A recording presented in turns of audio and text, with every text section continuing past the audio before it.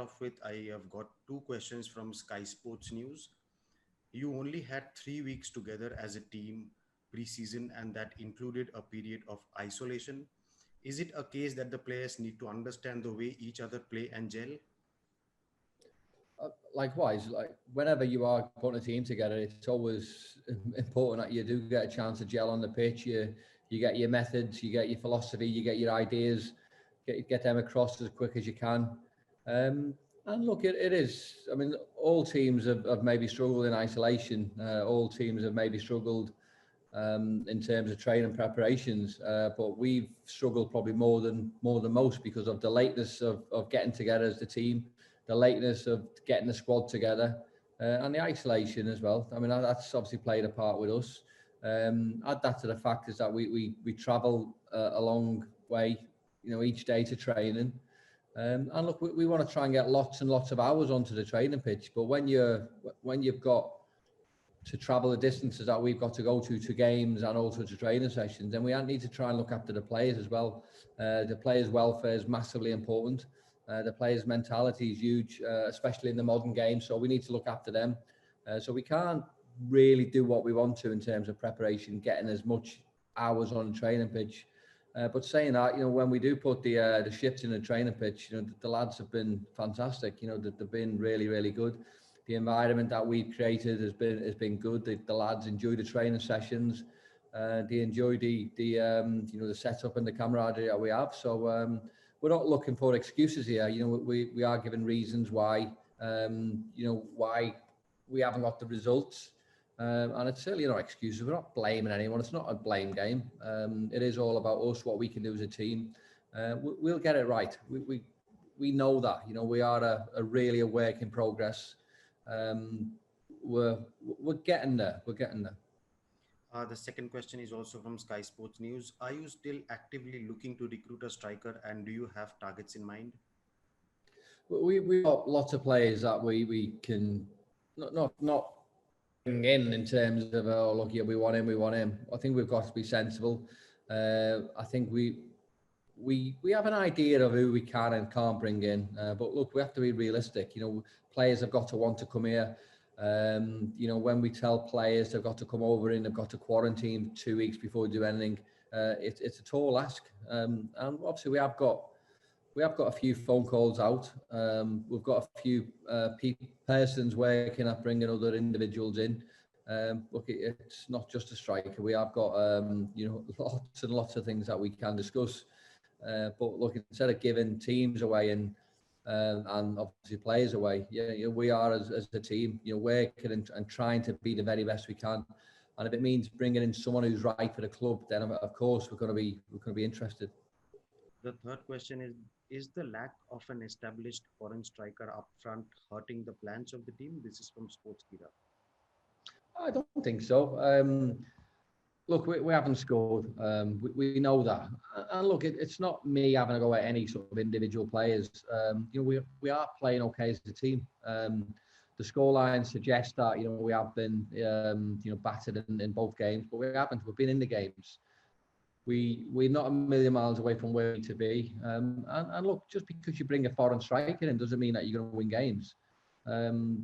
If football is football, this country is governed by the rules of what we can and can't do. Look, we can bring 7 foreigners in. We can't play 7 foreigners. If we maybe bring a foreign striker in as a number 9, then maybe we're weakened in other areas. So I think my job as a head coach and a manager is to try and establish what works best for us. And if it means bringing a number 9, of course we're going to be interested. But if it means like weakening in other positions, then it's something that we need to maybe try and work out and try and discuss with obviously my team here and work out what's best going forward for us. The fourth question now, I've got 2 questions from the Hindustan Times. What is the update on injuries to Aaron, Lockett and Danny? Well, again, Aaron probably shouldn't be too far away. Obviously, with Lockett and Danny, we're obviously waiting for scan results to come through. Both players have been for scans, and we'll probably find out the scan results within a day or two. So we'll know more then. But obviously, big players. You've seen Locking in the first game. He's probably one of our better players, and obviously Danny in the second game, which sort of disrupted the way we want to play, and losing him in the first couple of minutes really put a dampener on what we're trying to do and what we're achieve. So big players. We know that. But look, it's maybe an opportunity for others to showcase what they've got. The second one from Hindustan Times is: would you like to qualify your comment that some Indians look like they have not been coached before? Yeah, again, I think this has been taken out of context quite a lot. Look, we know social media, and we know the ins and outs of the good and the bad of it. I mean, my comments were directed at my team. We're obviously trying to play a certain way. My philosophy is coaching the team to the best of my knowledge and the best of my ability. And we have an intricate way of playing. We have an identity, we have a philosophy. And my players haven't been coached this way before. And we're trying to implement our ways and trying to get the best out of what we've got. And it means lots of hours on the training pitch, trying to get them, fundamentally what is right for us as a team, what is right certainly for me as a manager, and getting the best out of them. So, yeah, I understand why people, take the wrong context. Look, it's not ideal, and I'm certainly not coming over disrespecting anyone. I would never ever do that. I think there is lots and lots of good players in India. Some are not great by all means. It's not me sugarcoating anything. But I think what we have established so far is, look, there is talented players. There is very, very good, technically gifted players. But players sometimes need a better understanding of the game. And that's not me being derogatory. That's me being a realist. That is me trying to better the system, if you like. That is me trying to play it to understand. It's not all about playing football with the ball. It's organising defence, talking to each other, communicating with each other all the time, being sensible with your tackles, knowing when you can tackle, knowing when you can't tackle, when you can run to, where you can to, when you can run. Sometimes standing still works. Sometimes you have to move to create space for your teammates. So the understanding of the game can be better. We know that, and it's something that we are working on as a team. Now, for me going forward, if you're obviously the Indian national team, our job now is to try and get the players playing for the national team, trying to get them as good as they can be, because we want the Indian national team to be successful. And when the Indian national team is successful, that means everyone's enjoying the football. That means the ISL, the I leagues are all good leagues. But if we can get the players who understand the game a little bit better, that is great. And it's not something that happens overnight. It really isn't. It's something that needs to develop from grassroots football. So we can get the kids to understand the game a little bit better. Maybe future generations will find it easier to play football and understand the game a little bit better. Right. The sixth question is from sportscreen.com. After two consecutive losses, how are you preparing for the next encounter against Northeast United FC? Can we expect a massive change in the playing 11? Well, obviously, there's going to be a change, because we all know there's a few injuries and a few players not available. In terms of our philosophy, we have something that we believe in. We have a way of playing, and we will continue to play that way. Obviously, we will respect the opponents and we'll respect the opposition 100%. But we have a way of playing, and we'll play that way. So sometimes it is about us and what we can do. And again, it's maybe stopping our individual errors, stopping our silly mistakes. And I think that's probably why we need to concentrate that a little bit more. Certainly not just as as individuals, but as a group as well. We know we're in for a tough game. We're playing a team who are unbeaten so far, but it's a challenge for our players. We've played against the two of the best teams in the country, and we haven't been outclassed. Okay, we've lost the games, but we've showed glimpses of what we're about, and we'll continue to show glimpses. And when we get sort of our feet under the table and we start playing a little bit better, and start gelling that little bit more as a team, we will get points and we will put really, really good performances. I'm really sure that. The next question is from Sportskeeda. Your opponents, Northeast United, have earned a penalty in every game they have played this season. Is that something that you will be cautious about and keeping an extra focus on? And what are your views about your opponents? I've just mentioned North East. I think they're obviously a team who are unbeaten, so they go into the game with a lot of confidence. You know, they've got a manager who is bringing out the very best players. You know, they've won a game. You know, they drew a couple. So he's got them robust. He's got them organised. He's got them defensively solid, and it's our job to try and sort of break that down. We know it's a tough task, but it's a great challenge for our players. You know, we've played 2 tough games. We're going to play a 3rd tough game. We know that, but most games now are going to be tough. The question or the answer to the bad penalties in every game, that's the football over here. Sometimes the refereeing standards can be better. I think we all know that. But it is what it is.